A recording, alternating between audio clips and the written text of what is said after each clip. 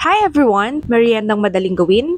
Waffles in 4 ways na yan. Iba't ibang klase ng waffles man ang iyong gusto, sagot ko na yan. Eto, simulan na natin.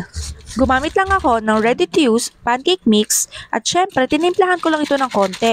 Naaayon sa aking panlasa. Dinagdagan ko ito ng asukal at ng powdered milk. 2 kutsarang non-dairy creamer ang aking nilagay dito. Nilagyan ko din ito ng isang medium-size egg. Naglagay din ako ng 1 kutsarang mantika. Tinansya ko nga lang yung tubig na nilagay ko. Dahan-dahan lang ang paglagay para hindi sumobra ang tubig.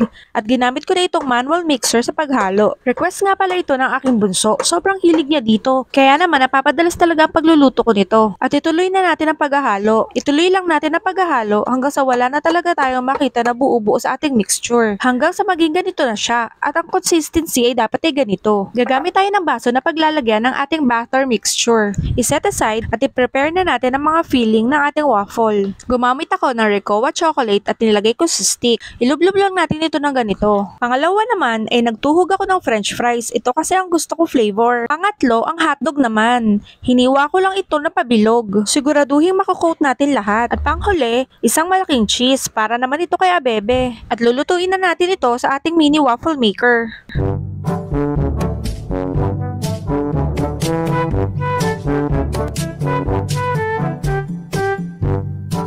At luto na. Madali lang ito lutuin dahil 2 to 3 minutes lang ay pwede na. Pero pwede mo rin i-adjust kung gusto mo mas crispy. Pwede naman ito kahit walang stick. Pero nilagyan ko ngayon para mas presentable at para mas madaling kainin lalo ng mga bata. Pwede rin tong ihanda pag may birthday o kahit anong okasyon. Cute na, appetizing pa. Try nyo na din at sigurado magugustuhan ng inyong buong pamilya.